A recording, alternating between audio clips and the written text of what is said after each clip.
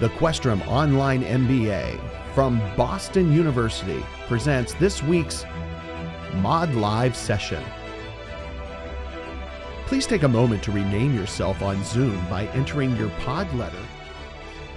Now you're ready to engage in this week's live session of the Questrom Online MBA.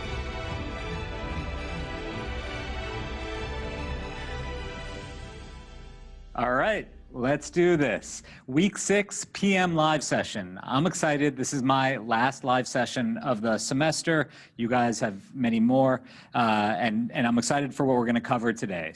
What I like about this figure is that it demonstrates the markup rule with the smallest possible set of moving pieces. All we have on the left-hand side is on YellowDig, a few days ago, I went on there and asked people how their current employer deals with commodities and is affected by commodity prices. And I got kind of a variety of responses here. Deepak works for a public utilities company selling electricity and water. And Deepak said that the price of natural gas affects that business. Right? I'm going to go full screen here and activate. So the poll everywhere question is, look, 2014, I was living in Manhattan. I like to buy margaritas. This problem happened in 2013 in Mexico. What should that do to the price of limes I faced in Manhattan? Locking, showing responses. The price of limes should rise. What's going on here? Sergio, D7, why should the price of limes rise? Because there's less supply of it and demand is still the same. Okay. So there's less supply, the price should go up. Let's talk it through. Lindsay, G3, you're nodding. What graph should I draw? How do we solve this? Well, there would be a shift in the supply curve to the left because there would be less supply because of the rain, and the demand curve would stay the same. So the intersection point would have to change, which means you have to...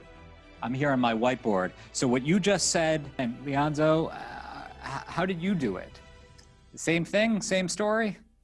I mean, similar, yeah. I mean, I was pretty competitive in the beginning, trying to just get a price, and then I had also difficulty with the third one to be able to sell it. Yeah. You know, I think this is going to be a bit of. Let's turn to some Q&A, and then we're gonna kind of start to sign off. Let's start with this first topic. So wouldn't all fishermen rush to the expensive market, causing a glut there and shortage elsewhere? Well, that's a good question. So these fishermen are not, it's not like Dunkirk. Like, they're not all coming at once, right? These fishermen.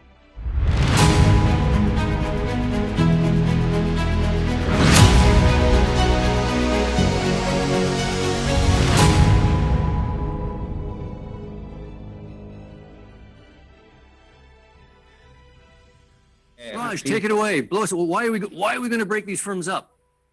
You're on. Oh, so myself. Okay. So we're just talking about the rules, but yeah, seeing as far as why do you want to break up, a couple of things we talked about is that it's going to be cost effective for the companies like Waze, Facebook buying WhatsApp or Instagram. Raj, your group had a lot to say. I gotta say, definite bonus points for using week 1 class concepts in the debate already. Definite thumbs up for that. Okay. Cool. Hillary, why is Raj all wet? What's going on? Let's see here. Why should you not break them up? Yeah, so in general, we would say that these are companies that really exemplify sort of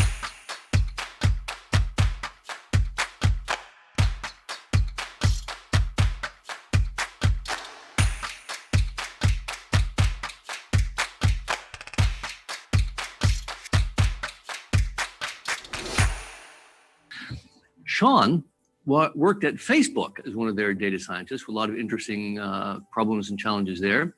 Now one of the head data scientists at Lyft, where things are going on. You could actually ask him about optimal prices there, maybe. There's a really interesting book recently on everybody lies. It was actually using Google data. And they were arguing that sometimes because it's more revealed preference, it's more accurate than survey data. Any thoughts or commenting on that? Because if folks reveal their actual preferences of what they're searching on, as opposed to what they'll tell someone over the telephone.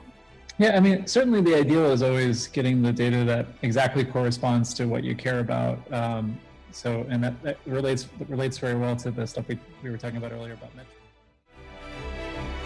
Thank you for joining AMBA Mod Live, a presentation from Boston University's Questrom School of Business.